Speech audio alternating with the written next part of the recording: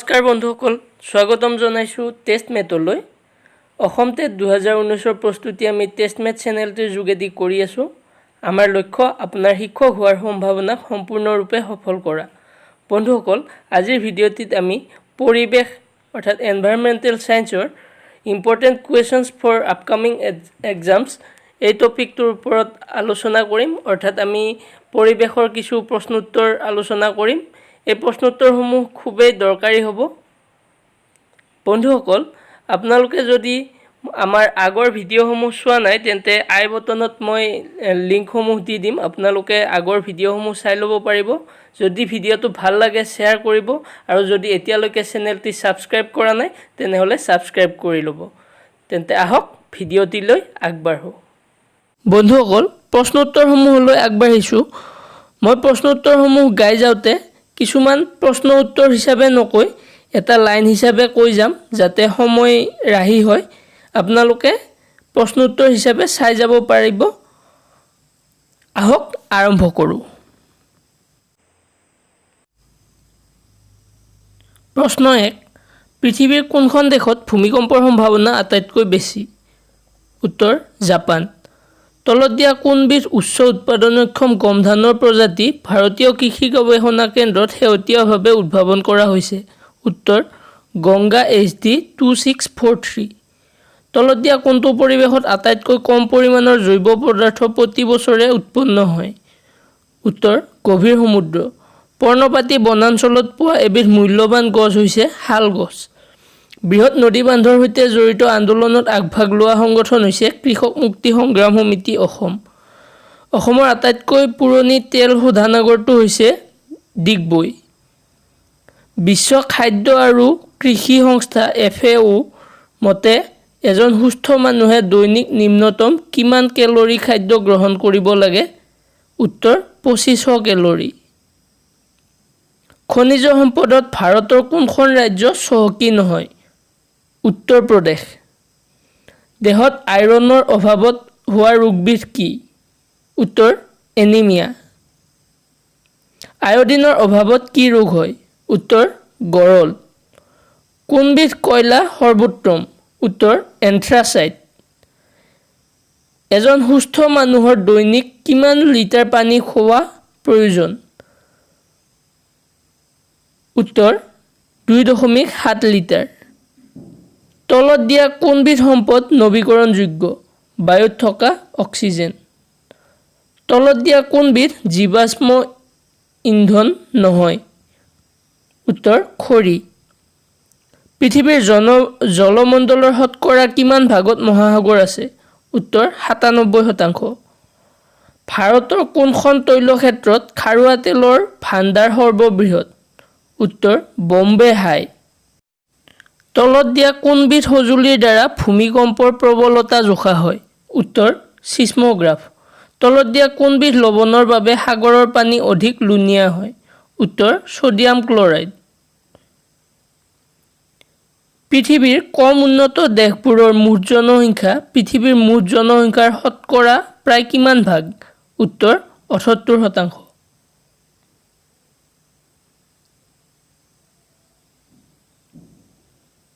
পৃথিৱীৰ বায়ুমণ্ডলৰ বহিৰ্ভাগত আপতিত হোৱা মুঠ সৌৰ বিকিৰণৰ শতকৰা কিমান ভাগ বায়ুমণ্ডলৰ দ্বাৰা শোষিত হয়? উত্তৰ 20%। বায়ুমণ্ডলত নাইট্ৰজেনৰ শতকৰা পৰিমাণ কিমান? উত্তৰ 78 ভাগ। পৰিস্থিতিতন্ত্ৰ নামটো কোনে দিছিল? হেকেল অৰ্থাৎ হেকেলে। নদীৰে বৈ যোৱা পানীক কি ধৰণৰ পানী বোলা হয়? উত্তৰ প্ৰবাহমান জলজ।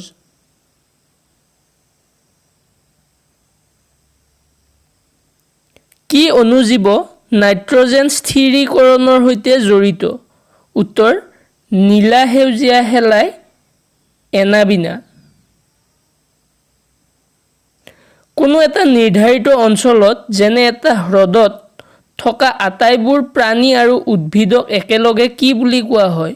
উত্তৰ বায়ম। এশিঙীয়া গড় কোন অঞ্চলৰ থলুৱা প্ৰাণী? উত্তৰ অসম। বিৰল প্ৰজাতিৰ প্ৰাণী আৰু উদ্ভিদ থকা নিজম উপত্যকা অৰ্থাৎ সাইলেণ্ট ভেলী ক'ত অৱস্থিত? উত্তৰ কেৰালা।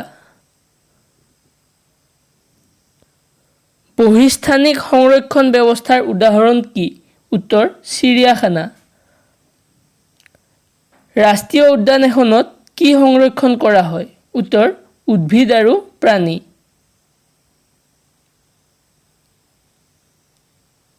কি ধৰণৰ প্ৰাণী সংৰক্ষণ কৰা উচিত? উত্তৰ অৱলুপ্ত হৈ যাব ধৰা প্ৰাণী। কোনবিধ বৰ্গৰ প্ৰাণী আটাইতকৈ বেছি সংকটাপন্ন হৈছে? উত্তৰ সৰীসৃপ। ভাৰতৰ প্ৰথম ৰাষ্ট্ৰীয় উদ্যান কোনখন? জিম কৰবেট ৰাষ্ট্ৰীয় উদ্যান। ভাৰতৰ ৰাষ্ট্ৰীয় প্ৰাণী কি? উত্তৰ বাঘ।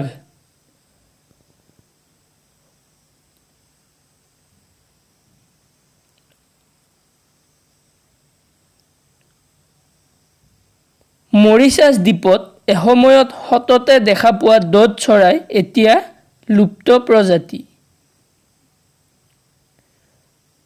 জাপানত হোৱা মিনামাটা ৰোগৰ কাৰণ কি আছিল?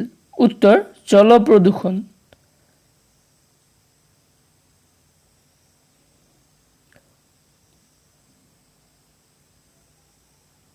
উদ্ভিদ আৰু প্ৰাণীৰ মাজত থকা সম্পৰ্কৰ মুখ্য কাৰণ কি?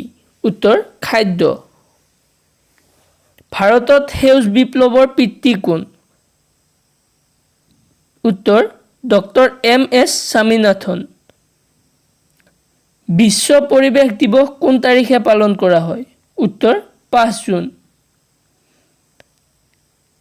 বন্ধুসকল, একেটা প্ৰশ্ন হিচাপে নকৈ মই চিধা চিধিকে তাৰিখ কেইটা কৈ গৈছোঁ মনত ৰখাৰ সুবিধাৰ বাবে।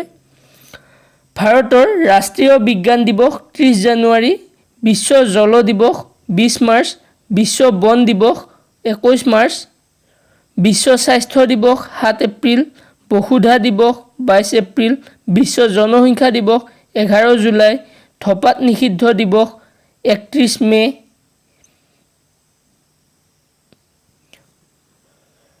ভূপাল গেছ দুৰ্ঘটনা কেতিয়া ঘটিছিল? উত্তৰ 1984 চনৰ 2 ডিচেম্বৰ।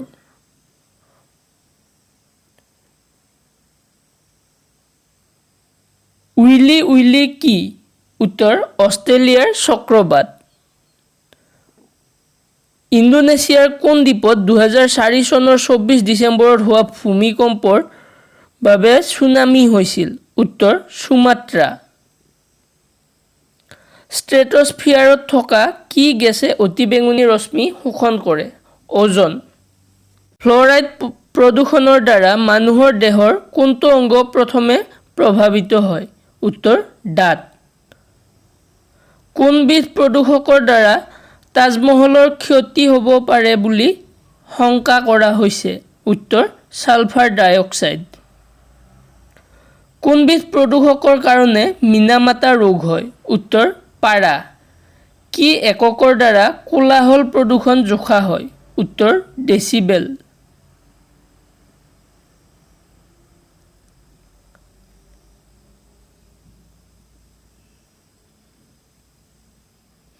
তলত দিয়া কোনবিধ গেছে অজন বিনষ্ট নকৰে? উত্তৰ হাইড্ৰজেন। বসন্ত ৰোগৰ বীজাণুৰ নাম কি? উত্তৰ ভেৰিচেলা জষ্টাৰ ভাইৰাছ। ভেৰিচেলা জষ্টাৰ। জলাতংক ৰোগৰ বীজাণুৰ নাম কি? উত্তৰ ৰেবিজ ভাইৰাছ। কলেৰা ৰোগৰ বীজাণুৰ নাম কি? উত্তৰ ভাইব্ৰিঅ' কলেৰি। কুষ্ঠ ৰোগৰ বীজাণুৰ নাম কি? উত্তৰ মাইকোবেক্টেৰিয়াম লেপ্ৰি। মেলেৰিয়া ৰোগৰ বীজাণুৰ নাম কি? প্লাজমডিয়াম। এমিবিক গ্ৰহণীৰ বীজাণু কি? এণ্টামিবা হিষ্টোলাইটিকা। প্লেগ ৰোগৰ বীজাণুৰ নাম কি? পেষ্টিঅৰেলা পেল্টিছ। কোনবিধ ৰোগ বেক্টেৰিয়া সংক্ৰমণৰ দ্বাৰা নহয়? বসন্ত। কোনবিধ ৰোগ ভাইৰাছ সংক্ৰমণৰ দ্বাৰা নহয়? কলেৰা। কোনবিধ ৰোগ পৰজীৱীৰ সংক্ৰমণৰ দ্বাৰা হয়? মেলেৰিয়া।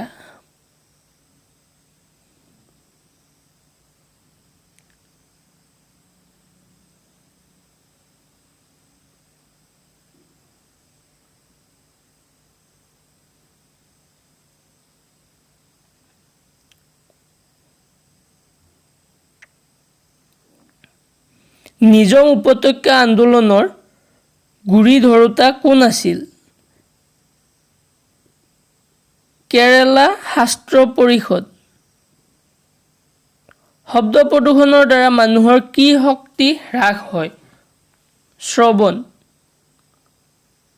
কোনো স্থানত পানী বন্ধ হৈ থাকিলে মাটিৰ গুণাগুণ নষ্ট হয়।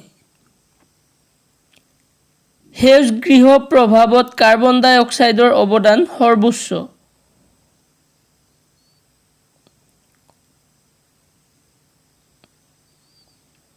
1972 চনত বিশ্ব পৰিৱেশ সন্মিলন ক'ত অনুষ্ঠিত হৈছিল? ষ্টকহোম।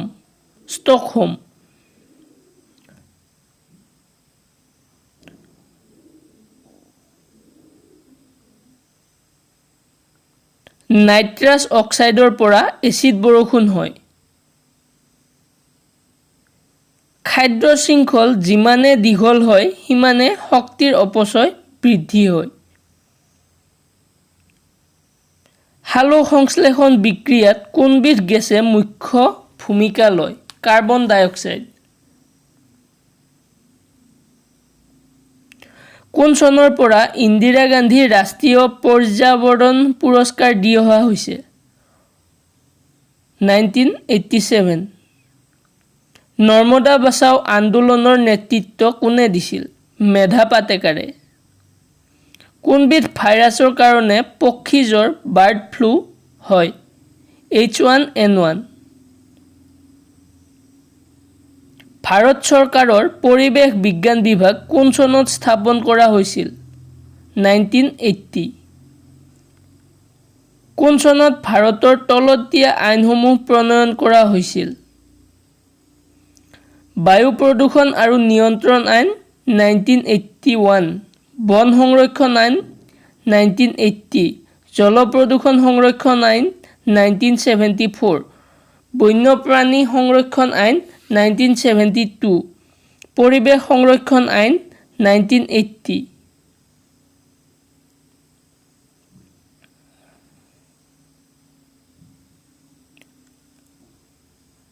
আটাইতকৈ অপকাৰী আৱৰ্জনা হৈছে তেজস্ক্ৰিয় আৱৰ্জনা।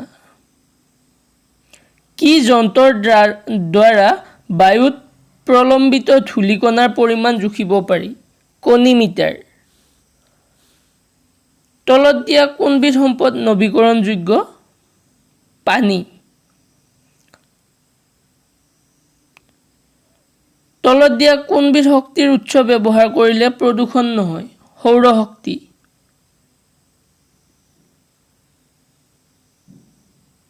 মহাজৈৱ বৈচিত্ৰ্যৰ দেশৰ ভিতৰত ভাৰতৰ স্থান কি?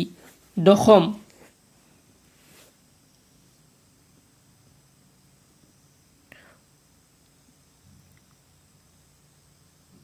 কি জীৱ অক্সিজেন নোহোৱাকৈও জীয়াই থাকিব পাৰে?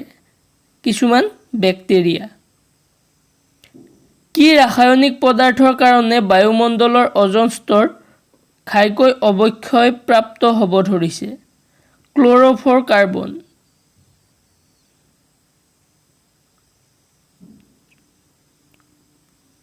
গ্ৰীণহাউচ গেছবোৰে ঘাইকৈ কি ৰশ্মি শোষণ কৰে?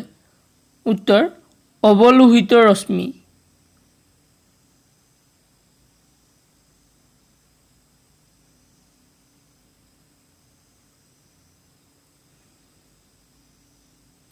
পশ্চিম প্ৰশান্ত মহাসাগৰৰ অঞ্চলত উঠা ভয়ানক ঘূৰ্ণী বতাহক কি বোলে? টাইফুন। পৃথিৱীত আটাইতকৈ বেছি পৰিমাণে থকা জীৱাশ্ম ইন্ধন কি? উত্তৰ কয়লা। উদ্ভিদৰ পাতত থকা ক্ল'ৰ'ফিলৰ ৰং কি? সেউজীয়া। ক্ল'ৰ'ফ্ল'ৰ'কাৰ্বন কি? ষ্ট্ৰেটোস্ফিয়াৰত থকা অজন ধ্বংসকাৰী গেছ।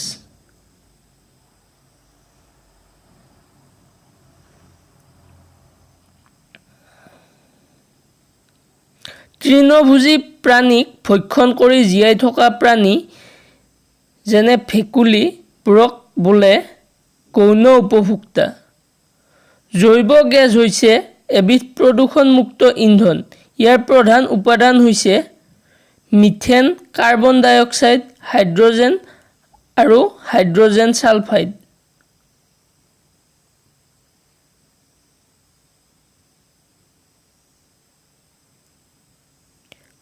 অবায়ৱিক বেক্টেৰিয়াই কি কৰে? অক্সিজেনৰ অনুপস্থিতিত জৈৱ পদাৰ্থৰ বিয়োজন ঘটায়। ছুনামি কি? সমুদ্ৰত ভূমিকম্প হোৱাৰ ফলত সৃষ্টি হোৱা বিধ্বংসী সাগৰীয় ঢৌ। চিপকো আন্দোলন কোন ৰাজ্যত হৈছিল? উত্তৰ প্ৰদেশত।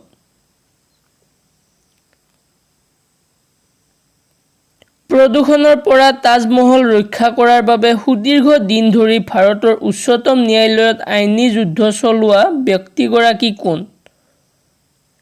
MC মেহতা।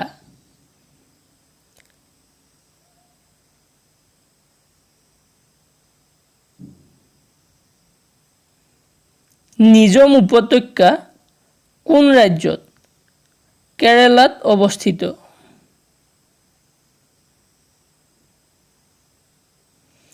ভাগীৰথী নদীত তেহৰী বান্ধৰ বিৰুদ্ধে চলোৱা আন্দোলনৰ নেতৃত্ব কোনে লৈছিল? সুন্দৰলাল বহুগুণাই। পৰিৱেশৰ ওপৰত প্ৰথম আন্তৰ্জাতিক সন্মিলন কেতিয়া অনুষ্ঠিত হৈছিল? 1972 জুন মাহত।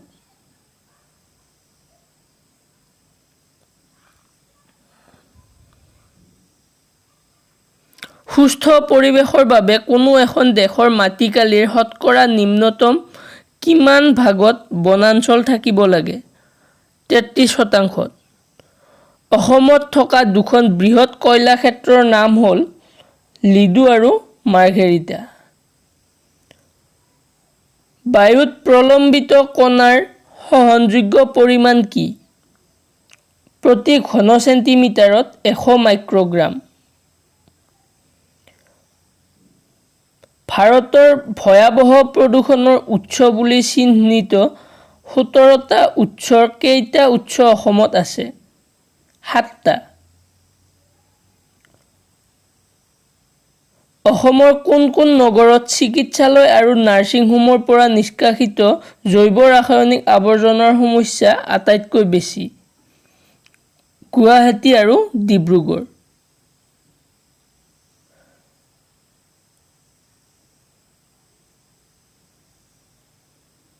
গুৱাহাটী মহানগৰীৰ সমতল ভাগৰ উচ্চতা সমুদ্ৰপৃষ্ঠৰ পৰা প্ৰায় 55 মিটাৰ ওপৰত। গুৱাহাটী মহানগৰীত বায়ু প্ৰদূষণত যান-বাহনৰ যোগদান প্ৰায় 80%। গুৱাহাটী মহানগৰীৰ জনসংখ্যা 22 লাখৰ অধিক। মানুহৰ বসতি প্ৰধান অঞ্চলত কোলাহল প্ৰদূষণৰ মাত্ৰা কিমানত সীমিত থাকিব লাগে? 70 ডেচিবেল। নিৰ্বনানীকৰণৰ ফলত বেছি ভূমিস্খলন হয়। জল আবদ্ধকৰণ কিয় হয়? অধিক বৰষুণ হোৱা আৰু অধিক পৰিমাণে জলসিঞ্চন কৰা কোনো ঠাইৰ পৰা বন্ধ পানী ওলাই যাব নোৱাৰাৰ কাৰণে জল আবদ্ধকৰণ হয়। জৈৱ গেছ এবিধ প্ৰদূষণমুক্ত ইন্ধন। সাৰ ব্যৱহাৰ কৰিলে খেতি পথাৰত অজৈব আৰু জৈৱ যৌগৰ যোগান ধৰা হয়। জনসংখ্যা বাঢ়িলে কি হয়? সীমিত ভূমি সম্পদৰ ওপৰত হেঁচা বৃদ্ধি হয়। কাগজ কলত কি বিষাক্ত পদাৰ্থ ব্যৱহাৰ কৰা হয়? পাৰা। ঔদ্যোগিক আৱৰ্জনাবোৰ মাৰাত্মক জলপ্ৰদূষক। গংগা নদীৰ প্ৰদূষণৰ মুখ্য কাৰণ কি? ঘৰুৱা নল নৰ্দমা আৰু ঔদ্যোগিক আৱৰ্জনাবোৰ পেলোৱাৰ কাৰণে গংগা নদীৰ প্ৰদূষণৰ মাত্ৰা অধিক। কলেৰা আৰু ডিচেণ্ট্ৰি ৰোগ পানীৰ যোগেদি সংক্ৰমিত হয়।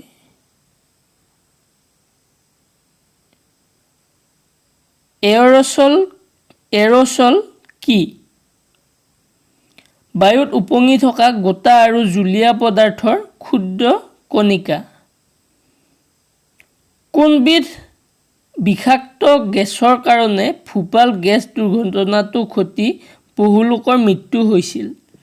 মিথাইল আইচ'চায়নেট, MIC বুলি যাক কোৱা হয়। মথুৰা তেল শোধনাগাৰৰ পৰা নিৰ্গত হোৱা কোনবিধ গেছে তাজমহল প্ৰদূষিত কৰিব বুলি শংকা কৰা হৈছে? ছালফাৰ ডাই অক্সাইড। কাৰ্বন ডাই অক্সাইডে অৱলোহিত ৰশ্মি শোষণ কৰিব পাৰে। স্মগ কি? নগৰ অঞ্চলত ধোঁৱাৰ সৈতে মিশ্ৰিত কুঁৱলী। জলবায়ুৰ অস্বাভাৱিক পৰিৱৰ্তন কিয় হ'ব পাৰে? বায়ু প্ৰদূষণ আৰু নিৰ্বনানীকৰণৰ কাৰণে। ঔদ্যোগিক বিপ্লৱ কোন শতিকাত হৈছিল? 18 শতিকাত।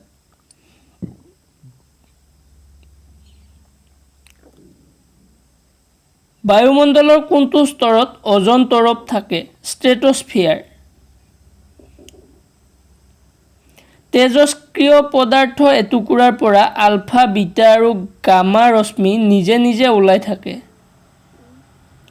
কীটনাশকবোৰ শস্য আক্ৰমণকাৰী কীট-পতংগ মাৰিবলৈ ব্যৱহাৰ কৰা জৈৱ বা অজৈব ৰাসায়নিক পদাৰ্থ।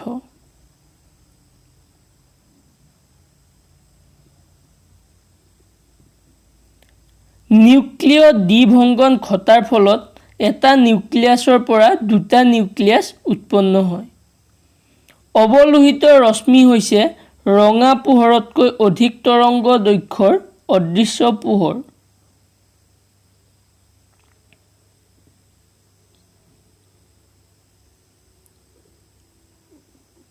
সেউজগৃহ প্ৰভাৱৰ কাৰণে পৃথিৱীৰ গড় উষ্ণতা একে থাকে।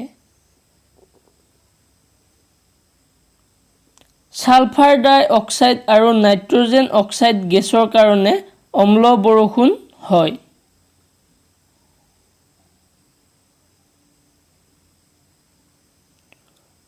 নগৰ এখনত বায়ু প্ৰদূষণৰ ঘাই উৎস হৈছে যান-বাহন।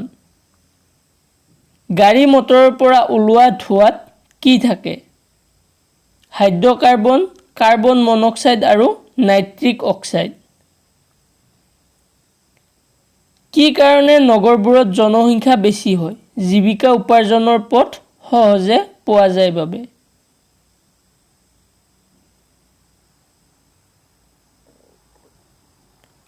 কোনবোৰ দেশত জনসংখ্যা বিস্ফোৰণ ৰোধ কৰিব পৰা হৈছে? উন্নত দেশবোৰত। বৰ্তমান পৃথিৱীৰ জনসংখ্যা প্ৰায় 7 বিলিয়ন। কি কি কাৰকৰ বাবে বায়ুমণ্ডলত কাৰ্বন ডাই অক্সাইডৰ পৰিমাণ বাঢ়ি আছে?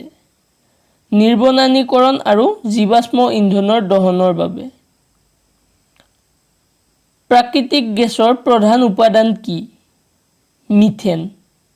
জনসংখ্যা বৃদ্ধিৰ হাৰ ক'ত সৰ্বাধিক? লেটিন আমেৰিকাত।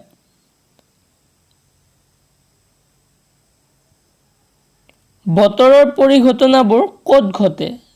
ট্ৰপোস্ফিয়াৰত। হিউমাছ কি? মাটিত থকা মুগা বৰণৰ এটা অংশ যিয়ে মাটি সাৰুৱা কৰে। সালোক সংশ্লেষণ উদ্ভিদৰ সকলো অংশতে হয়। উৎপাদকে নিজে নিজৰ খাদ্য উৎপাদন কৰে। বহুতো সম্প্ৰদায় সহবাস কৰা একোটা বৃহৎ অঞ্চলক বায়'ম বোলে। জন্মৰ হাৰৰ পৰা মৃত্যুৰ হাৰ বিয়োগ কৰিলে জনসংখ্যা সূচক পোৱা যায়, পপুলেশ্যন ইনডেক্স পোৱা যায়। জৈৱ সম্প্ৰদায়ৰ ভিতৰত প্ৰাথমিক উপভোক্তাবোৰ হৈছে তৃণভোজী।